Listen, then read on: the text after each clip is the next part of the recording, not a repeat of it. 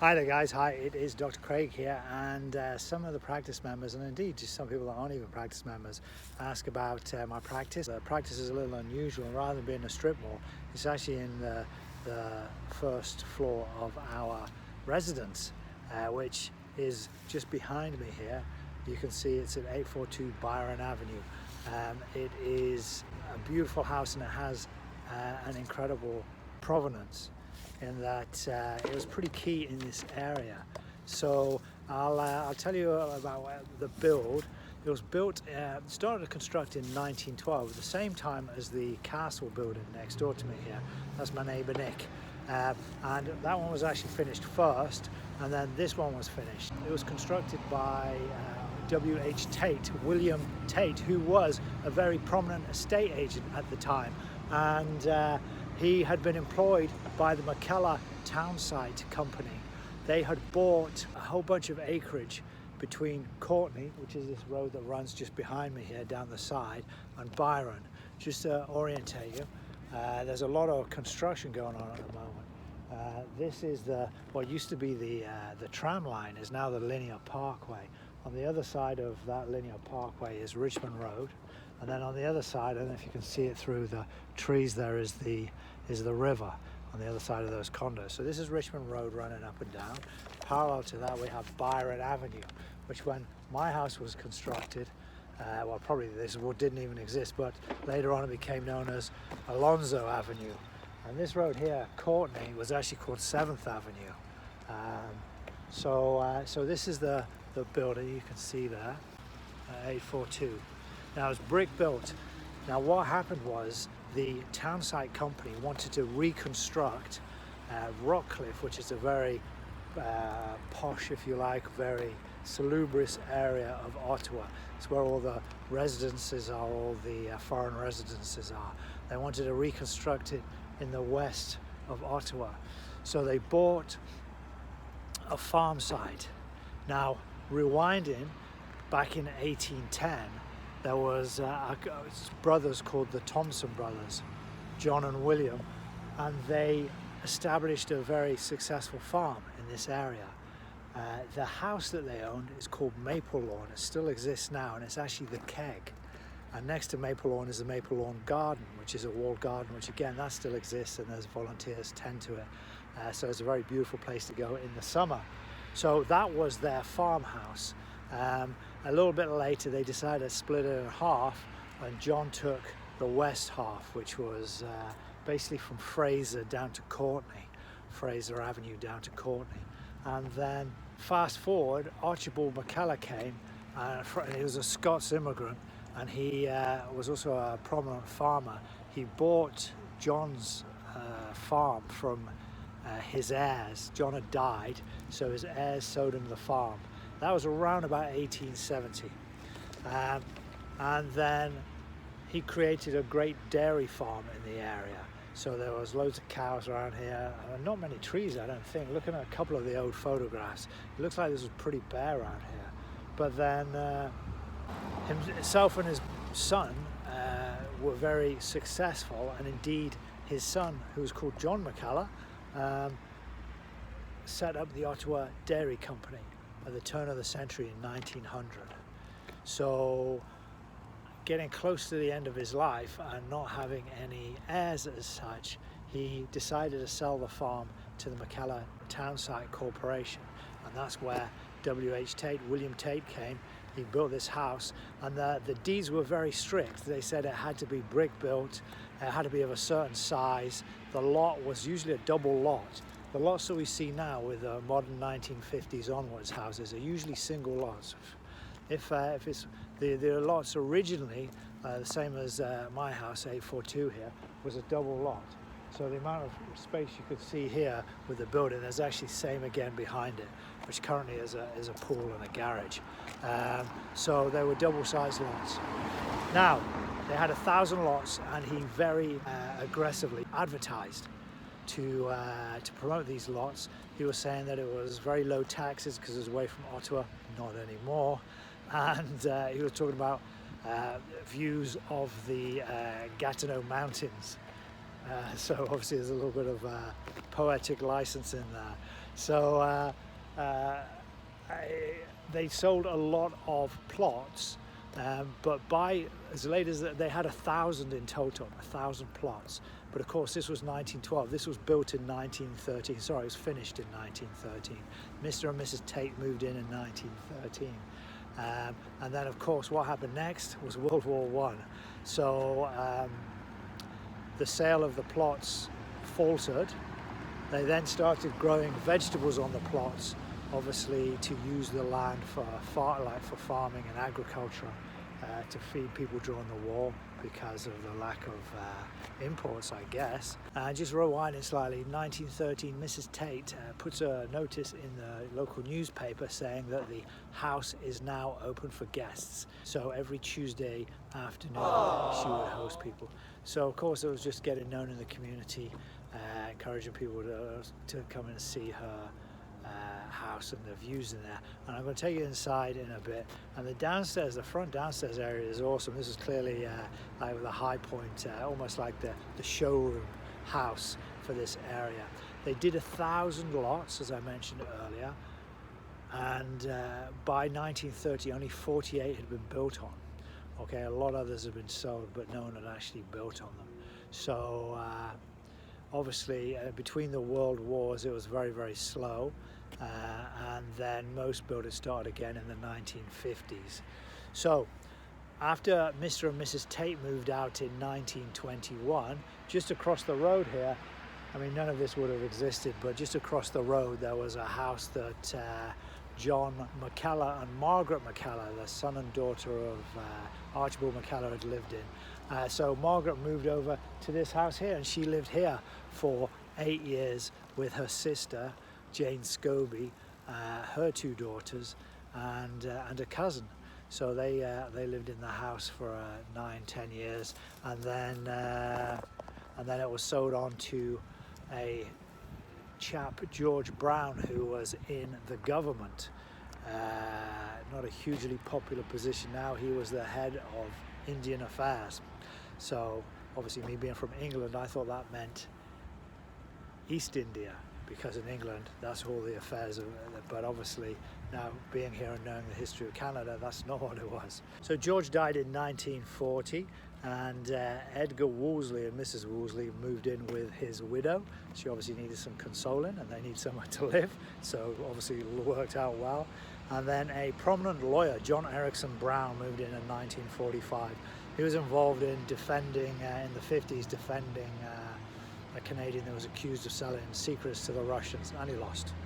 And then 62 to 97, the O'Doherty family moved in. Now, Howard O'Doherty was a railman with the National Rail Company, and they lived there for a good span of time. I moved in 2016, yeah, and I've been there now for almost 10 years. Goodness. So actually more than the Tates, who originally started it all. But I have a chiropractic office in the bottom, so I'm going to take it on through. Might be a little bit.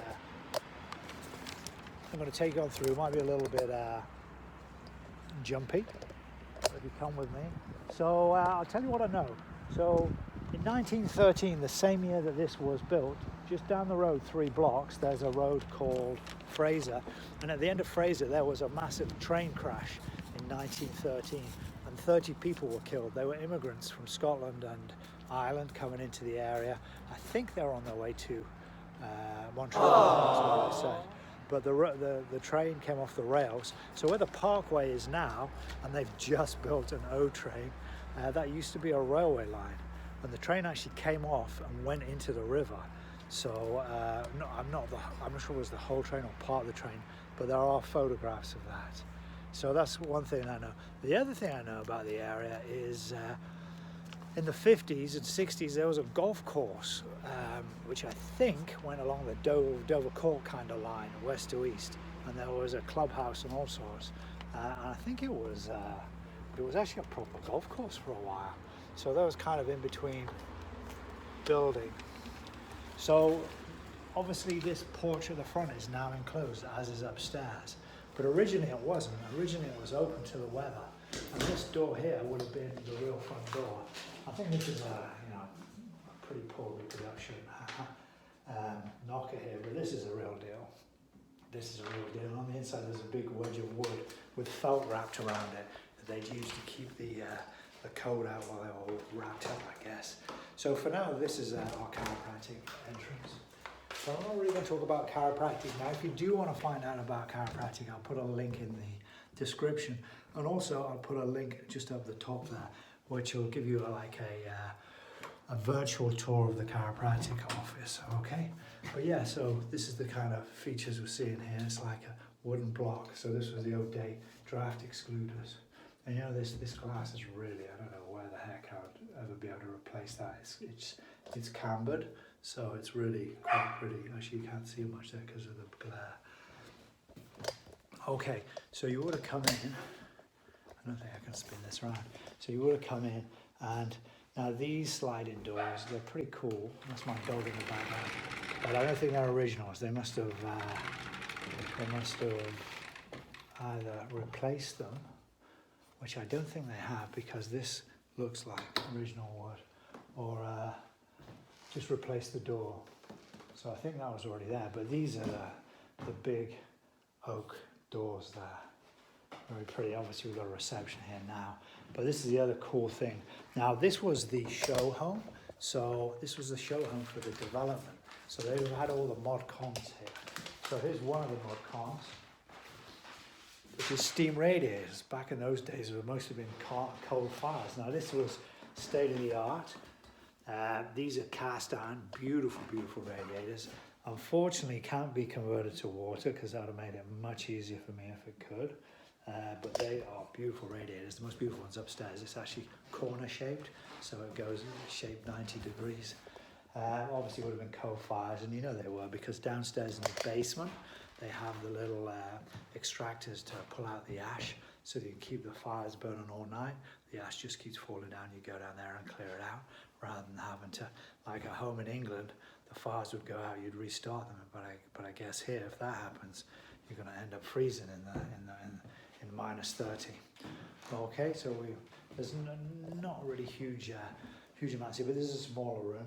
But you can imagine that the doors would be open here, and Mrs. Tate would be having people in. Perhaps this would be the tea parlour here, or maybe the back room there. They probably have guests in that one there because it's a bit smaller. This one here would probably have been a dining room. When we came, this was a big chandelier in a dining room here. Obviously we're using it for our Justin area. Now this is part of the original house. There was an extension done in the 80s.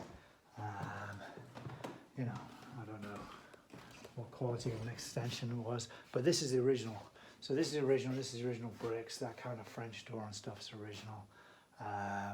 And these would obviously have been red brick. These were internal. This was a door out onto a deck, and the deck was external, but now the deck is gone. I'm just going to chop the video up just for security reasons. This is the public area. I'm going to chop the private area up a little bit just so that we're not, so I can maintain some OPSEC. All right. I'll head down into the basement. I'll show you some cool stuff there. Okay, so we're just down in the basement now, and we've got these little hatches here, which would have been where you extracted the ashes from the fires, the upper fire and the lower fire. Now they've got gas pipes running through them. So yeah, so that's what's going on there. And this is obviously a little gym that I set up down in the basement. Now here's the thing, remember I said this was like a show home, so you got pretty high ceilings here for basements of that period. They would have been like mud floors and stuff usually, and just a couple of 4 or 5 feet. But here you got like full 10 feet, so you could show people around, I guess. But the other thing that they had down here was a toilet. So they actually had a flushable toilet down here in the basement. And the other thing they had was a well. Now, the advertising talks about the houses in this area, the plots being on hydro and electricity, but this house actually had a well in the basement, so they could get their own water. And that must have been because this was built before any of the hydroelectricity was organized. So that's pretty cool.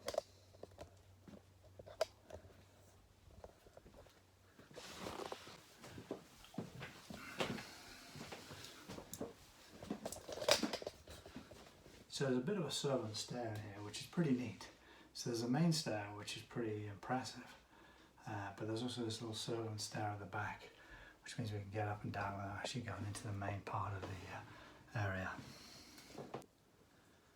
So here we are in the kitchen, obviously modern now, but I had a look around early when I was here, and this area here where you've got the sink would have been a coal-fired or log-fired stove. And the back end of it, the original chimney is there. This archway that's now been cut in, that was cut in the 80s. This extension was put on in the 80s as well. So so that's kind of what's going on there. So this is the main stereo, which is actually pretty impressive with the carpet, the wall carpet. I went to get this recarpeted, but the carpet guy says, do not recarpet that, that's wool, and you're never going to be able to get that again. So we've still got it. Because we're operating this as a practice, I had a door put up at the top of the stairs, and that wooden area there is actually built in. There it is there, sorry, there. That's actually built in. So, but that all comes out, and underneath there's actually the rail still there, and this is still intact because this is beautiful. It's a nice piece of wood. I didn't want to lose that, but at the same time, just for the practicalities of the office, I need to put that in there. Well, in this foyer, this is a foyer area, okay? And if you look around, I've got like a whole bunch of doors. So we got 3 bedrooms and what would have been a 4th bedroom, but it's kind of like a lounge area or a second lounge. And then we've got an apartment upstairs as well. Oh, I'll take you into my orangery. So I have an orangery. In England, in the aristocratic houses, they usually have a little orangery attached to the side, which was actually an entire building just to grow orange trees, because obviously in the 1700s and 1800s, oranges were not a regular item, they were rare. So I've got some trees, and this is actually our laundry room, as you can probably see. So, but I've got some orange trees, we grew them from seeds, clementines. I'm hoping we're going to get some fruit this coming year. I've used these big boy pots to try and get them grow a little bit further. So yeah, so this is my orangery, and I do my seeds and stuff here in January and February, March. Well, February, March time usually. All right. Okay, one more room I want to show you. Okay, and here we are in my favorite room of the house. So this is the upstairs porch. So when you enter, there's a porch. There's also one upstairs. Again, these used to be open. So when I first arrived here, we double glazed the windows, but then realized it was, when it was minus 30 outside, it was still minus 30 in here. These doors kind of look like internal doors, but they were actually, they had well, you can see the one there, there's still one left there. They had like a winter door on the outside. So that was to keep it warm when this was actually external. So none of these windows would have been here. There were a couple of posts there, and the whole floor slopes forward, because that would have been when the rain came in, for the rain to run off. So it slopes forward a couple of degrees. Oh, I didn't show you the steam pipe work down in the basement. Maybe I'll show you that another day. But the steam pipes are interesting. They're all angled at 3 degrees, sloping downwards, so that the steam goes up the pipe, goes into the radiator. The steam collapses into water, it releases heat. That's where the heat of entropy comes. That's why the house gets so hot. And then the water runs back into the boiler, into the condensation tank. Yeah, speaking of angles. Okay, that's the engineer in me. And yeah, I love this because we can just sit up here, and when I'm taking time off, you can just have a look at the world. And obviously, if you're studying, my daughter studies here quite a lot. I study here quite a lot, read. I just love hanging out in this space. And what I did to enable it to be so usable now is I actually cut all the panels out and insulated in between us and the outside. So that's something I'm pretty proud of, that I've actually achieved here, added value to the house in terms of usability. Okay, so I hope this tour has been of value to you. I hope you've enjoyed it. I hope it's added something to your life. If it has, go down below, ding the like, spank the subscribe, ding the notification bell to all and the next time I drop a video, you will be amongst the first to receive it, okay? Dr. Craig, out.